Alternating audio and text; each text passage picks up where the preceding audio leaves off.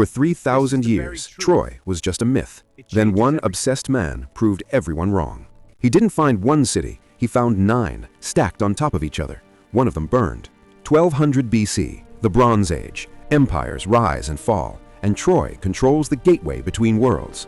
His name was Achilles, a Mycenaean warrior, bred for battle, hungry for eternal glory. When Troy's prince steals a Greek queen, it's not about love, it's about power, resources, war. 1,000 ships, 50,000 men, the largest invasion force the ancient world had ever seen.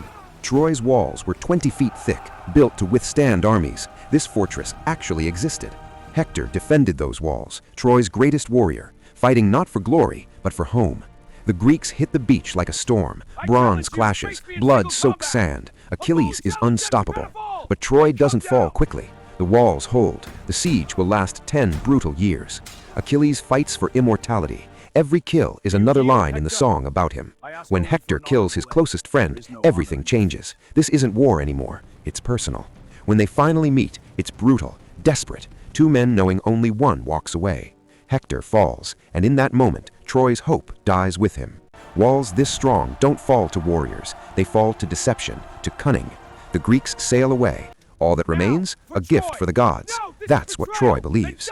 Inside Troy, they celebrate. 10 years of siege over. They won, or so they believe.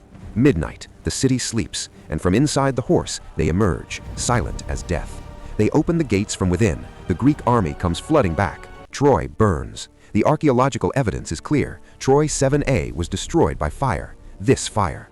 Achilles gets his glory. His name echoes through millennia, but in victory, he feels nothing. Days later, an arrow finds him, not in glorious battle. The greatest warrior dies like any man.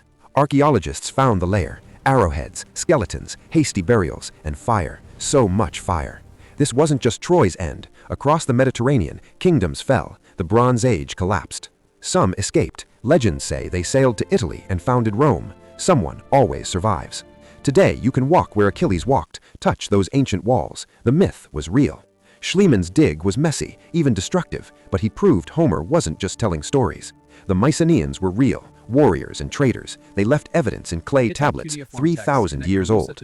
Hittite records mention a place called Wilusa, possibly Troy. The pieces fit together. Was there really a Helen, or was she a symbol, the excuse men needed for war? The wooden horse, probably not real, but siege engines and deception tactics, absolutely. 10 years, exaggerated, but prolonged conflict, the evidence shows repaired walls and stockpiled supplies. Troy fell during the Bronze Age collapse. Climate change, invasions, the old world ended. The sea peoples swept across the Mediterranean, destroying everything. Were the Greeks among them? Was there an Achilles? Probably not by name, but elite warriors existed. The myth remembers truth. Hector represents something timeless, defenders fighting for home, while invaders fight for glory. Behind every battle were real families, real children, people who lost everything. In the ruins, they found skeletons, hasty burials, bodies left where they fell, civilians, families. Schliemann found gold, but destroyed history in his rush. The search for glory destroys what it seeks. Achilles wanted immortal glory. 3,000 years later, we still tell his story. Was it worth it? Troy is a warning. Empires rise, empires clash, civilizations burn. The cycle repeats. Homer wasn't writing history. He was capturing truth, what war does to men, to everyone. Modern archaeologists work carefully. Every season they uncover new pieces of the puzzle. Troy was real. It was destroyed by fire. Mycenaean Greeks existed. The core of the myth is true. Questions remain. Who attacked? Why? We may never know everything. Maybe that's okay. The details matter less than the story. Troy teaches us about pride, loss, and the cost of glory. The Greeks who destroyed Troy didn't last long themselves. Mycenae fell. Victors became victims. After the collapse, darkness, writing disappeared, cities emptied. Greece forgot how to write for centuries, but stories survived, passed by firelight, generation to generation, until Homer made them eternal. The Iliad was written centuries after Troy fell. Memory became myth. Truth became poetry. Romans claimed descent from Trojan survivors. An empire built its identity on Troy's ashes. Troy became universal. Every culture made it their own. It speaks to something deeply human.